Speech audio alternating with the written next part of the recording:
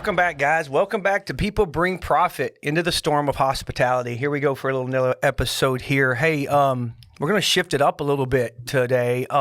We get lots of questions, and people really want to know, who are we? We kind of first start our episode that it tells us about our company, Aspire2B, and who we are, what we do. But now it's like important to know our story and where we got and how we got here, and kind of. You play this song, Kimberly. It's like this song. It's a country song. You listen. And it's the house that built me. Oh yeah. And that's so special to you. When that song comes on, you just like go crazy about it. So, and I love it. And I think it's important too, because as we go out in the community and we speak to the community and we speak to schools, we speak to young people, and they want to know our story. And how we got where we got. And that's what I think that's the whole foundation of who we are. So that's this episodes. So we're going to start this one off. Justin, we're going to throw it to you. And dude, I'm throwing it right at you. And I want to know, who are you? Who is Justin Smith? So living in Southeast Texas, I've been half my life now in the South. I'm a Jersey boy. So if you don't know, y'all was tough for a little while. I still, when I get speaking fast or in a comfortable environment or I'm around my family, you'll see real quickly that I'm from New Jersey. And, we cut each other off. We speak louder. We raise our voices. We're constantly interrupting folks. And we don't even say folks, right? We just shut up. It's my turn to talk. Yeah. No, I grew up in New Jersey, though. I for the first 20 years of my life, Toms River, New Jersey, Jersey Shore. So where that crazy show was filmed, that's where I grew up. So did you ever try to get casted in there? No. And so those people are from New York, not New Jersey. Okay, yeah. That's a show based on people from somewhere else. That is not how we actually are. It's beautiful, green, flowers, family. A lot of the core values that you see in the South is from the area that I'm from in Jersey. Grew up, playing sports, big sports fan, big sports family. Father worked his butt off. I had a stay-at-home mom, so she brought us to practices. She was at every practice that I ever had. Have a sister 3 years younger than me. Family of four, and we grew up in Toms River. And I started working the first day I could possibly work. I was a good student in school, always got good grades, always paid a lot of attention, always did my homework without being asked. I liked school. It was a vice for me, and a lot of my friend groups were not in the school that I went to. Fun fact about me is I was a bowler as well.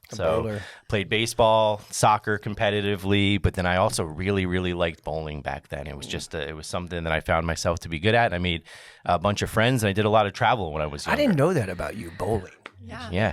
We need to go bowling. My first year of college was paid for by bowling. Wow. So going around, entering tournaments, it was a junior bowlers tour. So like all in New England, you'd go to like Connecticut, New York, Virginia, and you'd enter these tournaments on the weekend. And it was just a really good time with friends and kind of learning to be on your own, be self-sufficient, get your own meals, make your own money during the week. So I also, the cliche, delivered pizza in New Jersey for a long time. So I had a Mitsubishi Eclipse. You didn't ride the moped? I had a Mitsubishi. Yeah. You did have a Mitsubishi Eclipse. Yeah. That was the hottest car. That was the Fast and the Furious car back then. Yeah. So I drove a 5-speed Mitsubishi Eclipse, delivered pizza.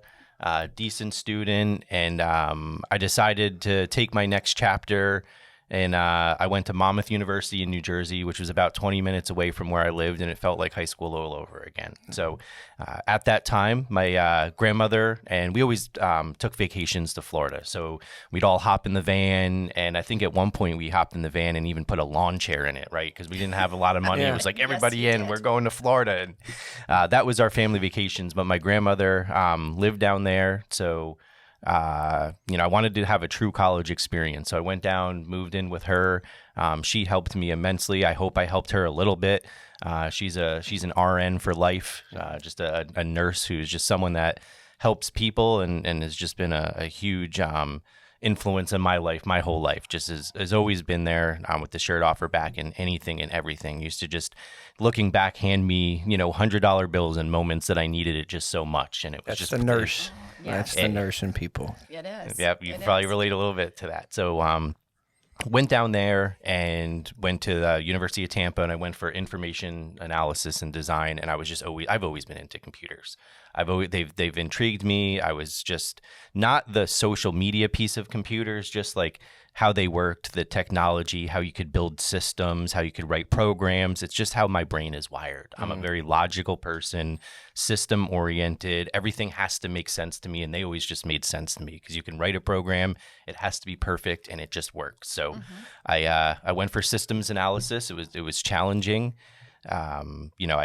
Business was an orient to that, so I took a bunch of business classes, and that's the first chapter. So Jersey boy, and then moved to Florida. Florida boy then. So that's before I've even seen B-Dub. So that gets you to about 20, 21 years old. Okay. Yeah. So 2021. So that's have you ever stepped in a B-Dubs before then? No. No Jersey B-Dubs, nothing? No. Wow.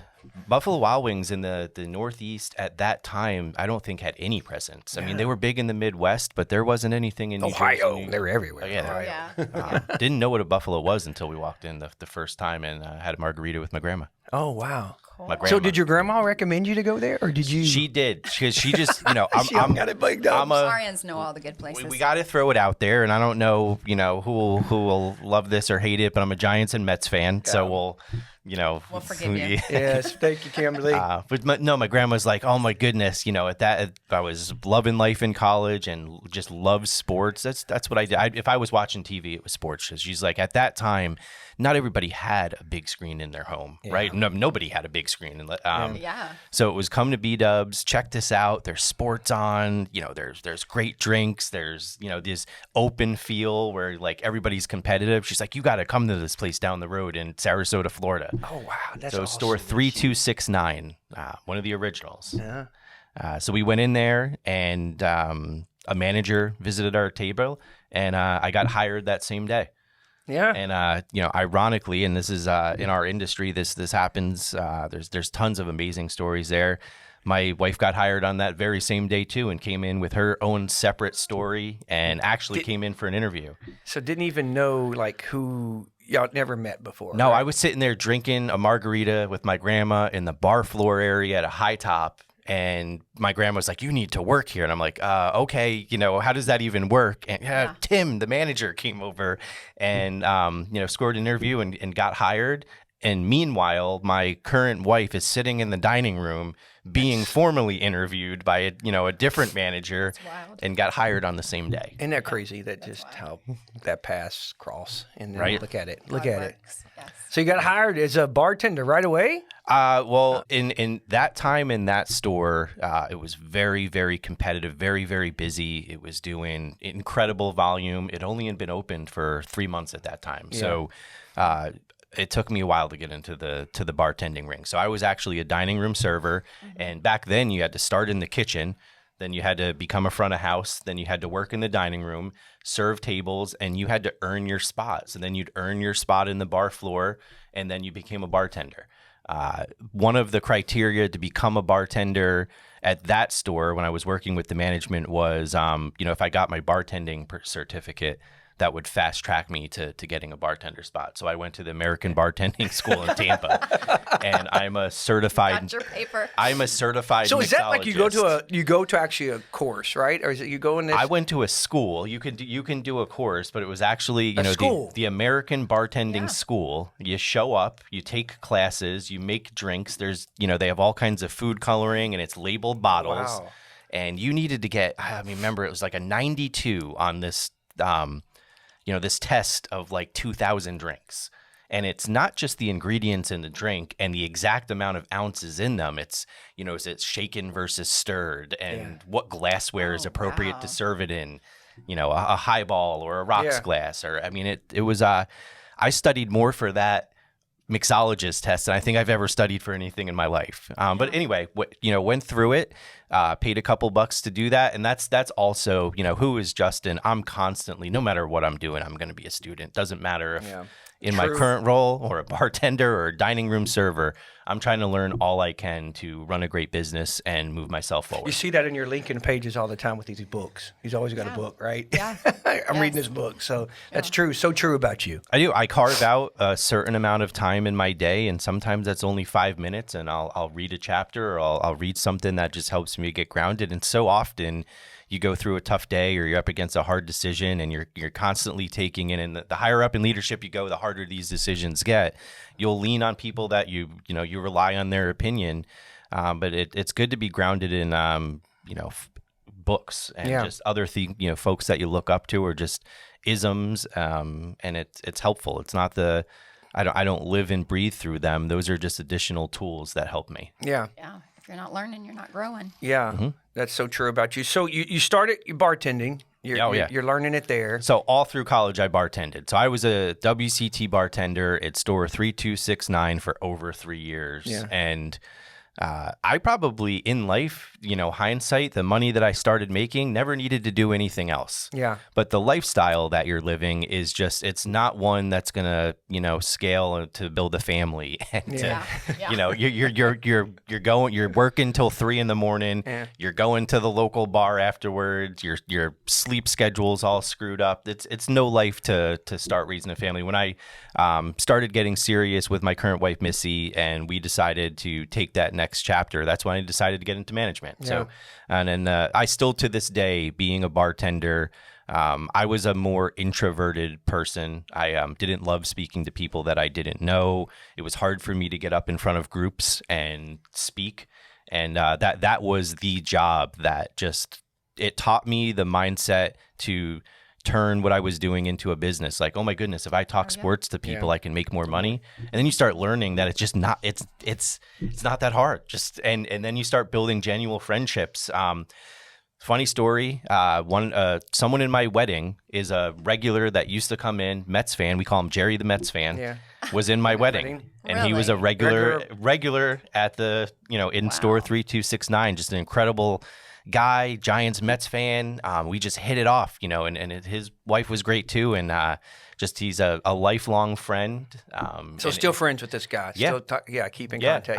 I wish we were better acquaintances. And there's a lot of folks that, we interacted with in previous lives and just our paths went differently. Yeah. But this, just friendships and getting out of my shell and taking the things that I wasn't so good at in life that stressed me out. I used to get stomach aches before thinking about the idea of speaking in front of people.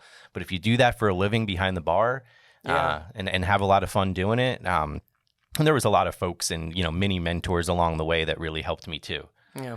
In this business, it helps you. That was a stepping stone. You probably don't even now. You go back and look at it, because in this business, you got to be able to talk.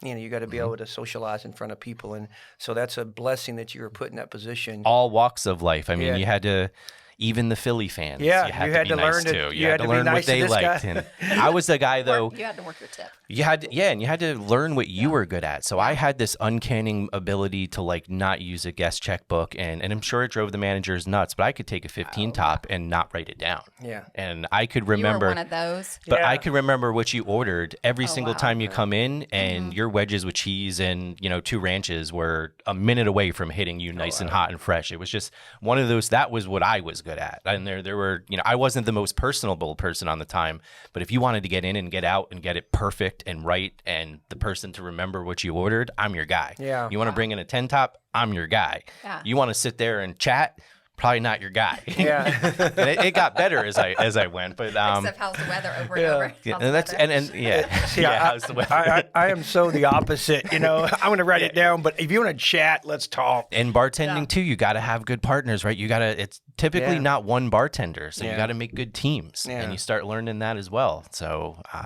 I was the one that did the tickets very, very often. And, were you the one that cut off people?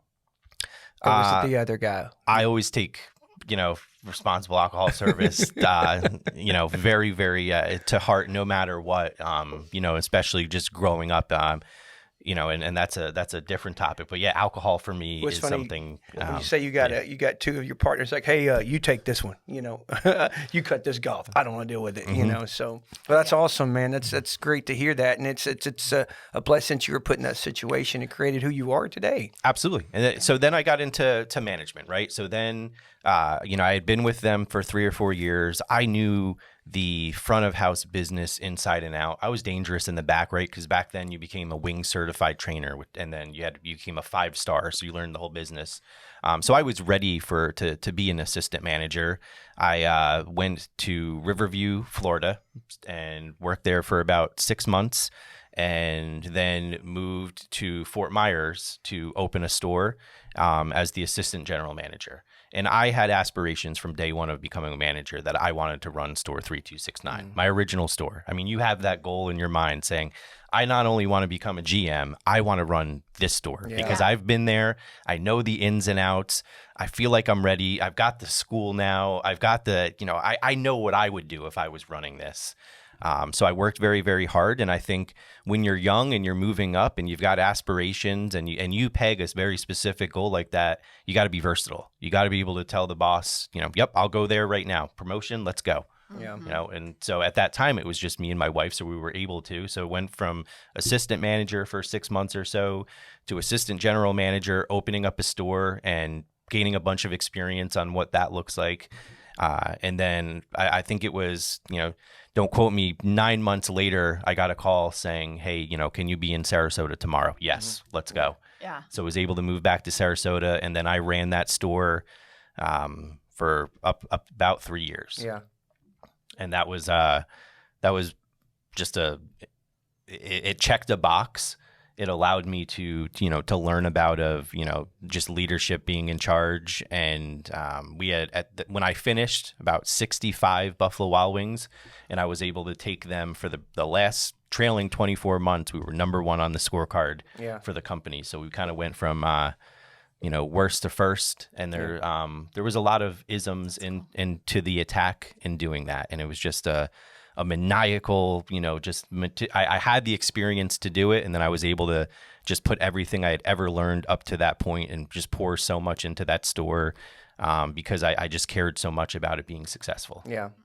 That's so awesome, man. So where did you get to make the decision, I want to grow from here? I mean, I know you wanted to grow that management, but now where are you at today? Similar to us, we were a young company. Yeah. So, it was at that time when I joined the store, go back to 4 years later, there was 8 of them. And by the time I had become a GM, there was 15. And there was a leadership group and there was a corporate structure that was kind of being developed. And we all, it was small. So everybody kind of knew everybody. And there was an IT guy. And that was what I loved. That's what I went to school for. That's what I always wanted to be. And I grew as a manager and a person and through bartending and checked a lot of boxes. But I always said, and I was very open about it, I want that guy's job. That's my dream job. I want to be the director of IT for this growing company. And that's what I went to school for. Now I've got the experience in every facet of the restaurant.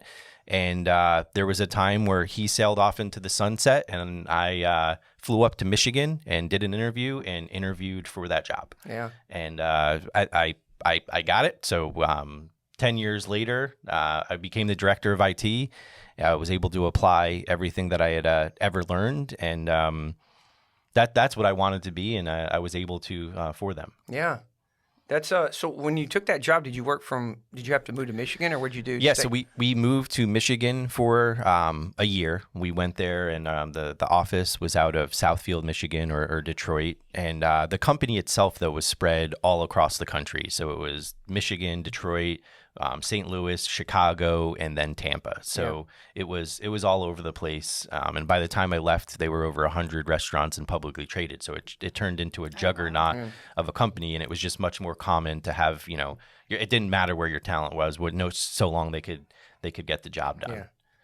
That was a change. Yeah. Yeah. So we had a 6-month-old and an 18-month-old, and it was the record coldest winter with the most snow that we had ever seen. So Yeah. my poor wife looked at me and said, I'm moving back to Florida. Yeah. You're coming with me or not. so they were very, very supportive of that move. And I hope that was a testament to just, always working hard. So we went back to Florida. I've got 2 girls. So I'm a girl dad. They're 9 and 10 now. If I'm not working, I'm spending time with them. Yeah. And that was that chapter. I believe it positioned me to get back into operations. Yeah.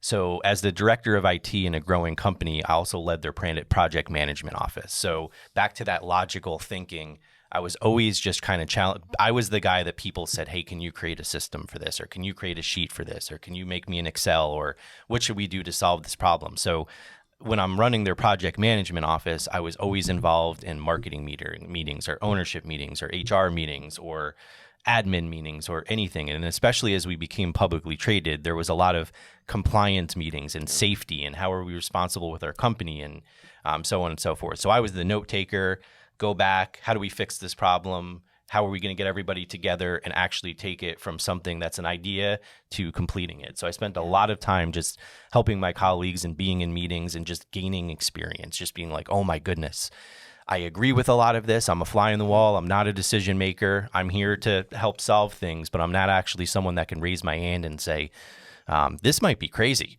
If you guys go and do your own, burger concept, this could sink us. Yeah. And, there was all through the history of that company, there was great decisions made. It was just learnings for me though. So and I always wanted to get back into operations. Yeah.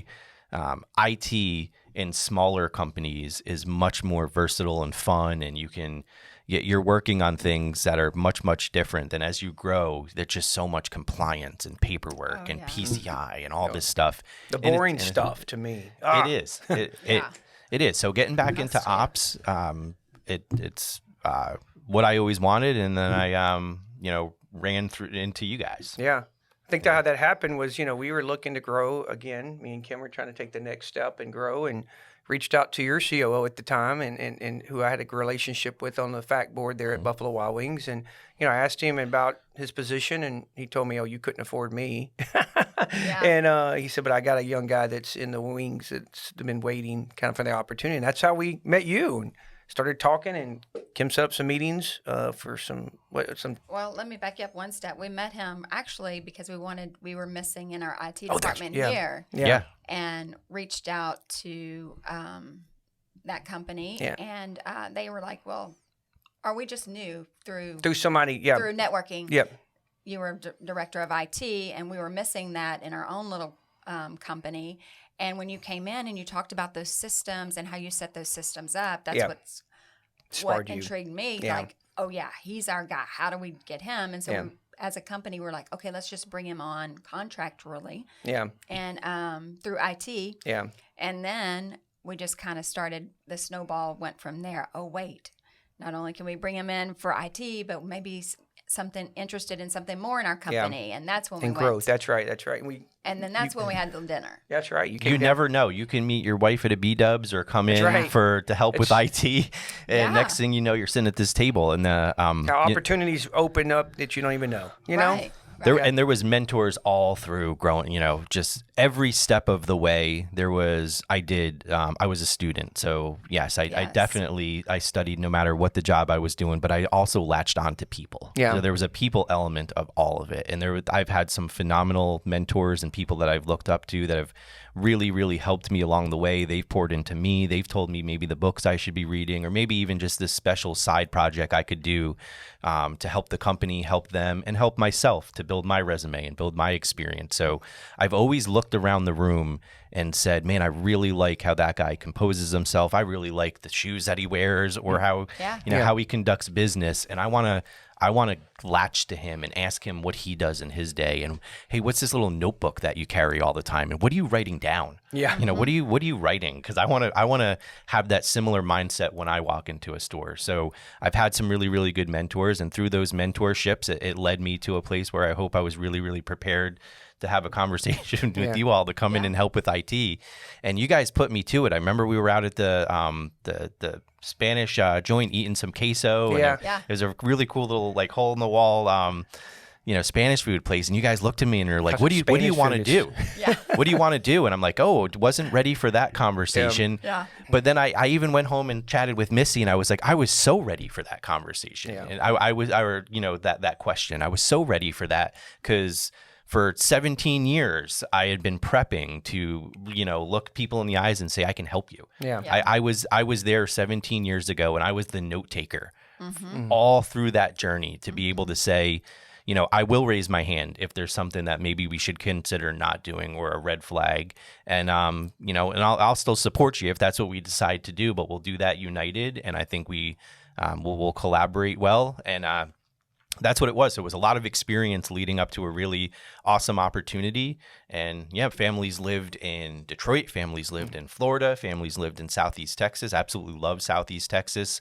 Wonderful people, wonderful culture. There's not as much to do, you could argue, but there's great places to go, and it's a little bit of a drive. Houston is great, and just really enjoying ourselves, building our family here, and that's where we're at today. Yeah. Well, that's interesting because, again, people that, are going to be watching this, or, definitely, people that our management staff always want to know, like, where'd Justin come from? They'll ask me questions like, how'd he get where he got? Kind of a thing. And I think the thing that I take out of this, man, listen to this, is you never know who you're going to wait on. You never know who you're carrying groceries out. You never know who that person is, because that person could be your next boss or your next opportunity in life. And you just always have to keep your eyes open, your ears open, and watch and learn and listen. And don't be afraid to be the youngest person in the room. No, I wasn't the youngest dining room server ever, but I was the youngest bartender at that time on the staff. And I was definitely the youngest IT director or person in the room taking notes. And I think there's something too, just, get the experience, put in the work, learn every aspect of the job that you can, go out and study every aspect of the job that you can, latch on to people that are doing it well, and truly take notes and truly build a connection with them and truly want to understand and get in their head what they're doing. And all of that is going to lead up to just setting you up for when that moment comes and those opportunities arise. That's awesome. And it goes back to the closing statement. Listening to your thing again, it's you always aspire to be more. Every day. And looking back, though, like we just recently started talking about that, 3 years ago now. But it's the reason that it works for us is because it's what all three of us have always done and how we conduct business and who we are. So that's a little bit about me. Jersey boy. I've got the education. I've got my master's degree in organizational leadership. While having an 18-month-old, how I got that was late nights when everybody fell asleep. So I'd love to pour into as much of my story as you want. It could be bowling, it could be degree, it could be bartending, it could be anything at all you want to talk about for my 20-year journey to becoming sitting in the seat that I am today. And that's why we're here. We want to give back. We want to share our nuggets and our journey. But it was a lot of hard work. It was a lot of studying, and it was a lot of being at the right place at the right time while being really prepared for the conversation that might happen. Yeah. Fun fact here, real quickly on Justin, though. We all have internal jokes about stuff, and being a Jersey boy, you could tell when Justin gets a little frustrated because his face turns really red. Yes. I wear my heart on my sleeve. I absolutely, and that's always been the case. It's always been the case. I get flushed, and I'm like, I've learned as I gotten older, though, to just absorb the information, go home and think about it, and respond later. I'm still learning from that. So I used to be bad with that, and we can all relate a little bit to growing up and getting more. That's just a fun fact about Justin, though, that you can take with you. But hey, I tried to mask it with this. I can tell the red today. The red today. Hey, thank you, Justin. Thank you for opening up and sharing that, and we appreciate that. And it's just gonna shine some light on who you are, man, and what makes Justin, and then what makes Aspire to be who we are today. Yes, sir. So, hey guys, thank you again for following us. Go subscribe. Go make comments. Let's hear some feedback. Peace out. Thank y'all.